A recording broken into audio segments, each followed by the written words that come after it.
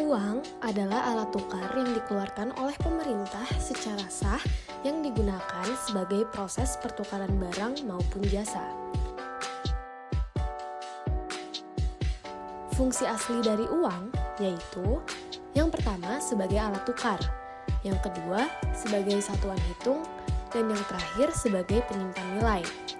Sedangkan fungsi turunannya yaitu sebagai alat pembayaran, untuk menentukan harga, sebagai alat pembayaran hutang, sebagai alat penimbun kekayaan, sebagai alat pemindahan kekayaan atau modal, serta sebagai alat untuk meningkatkan status sosial.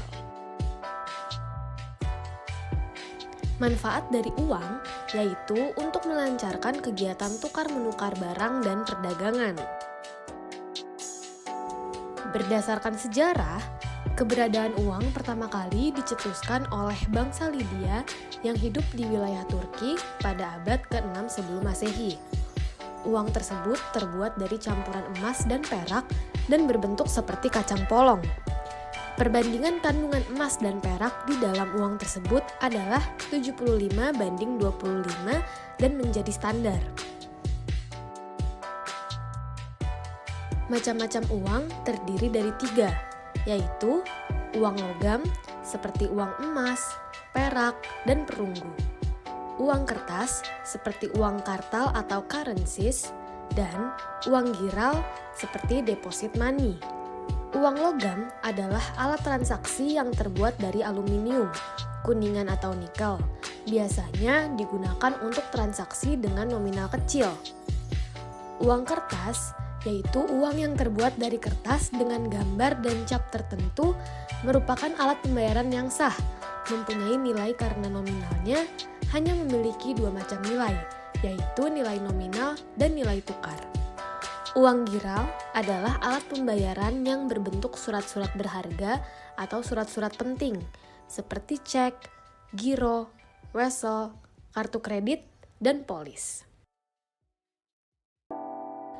Selanjutnya, kriteria uang juga terbagi menjadi beberapa hal, seperti yang pertama, adanya jaminan, yang kedua, nilai yang stabil, yang ketiga, disukai oleh umum, yang keempat, mudah dibawa, yang kelima, mudah disimpan, yang keenam, mudah dibagi, dan yang terakhir, tidak mudah rusak.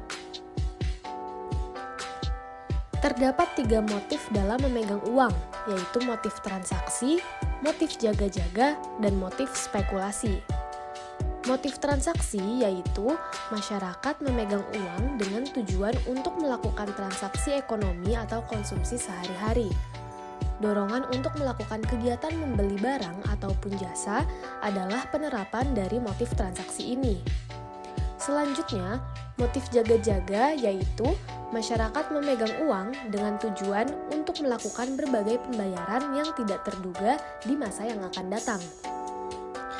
Selanjutnya, motif spekulasi, di mana masyarakat melakukan kegiatan spekulasi dengan cara membeli produk-produk investasi di pasar modal.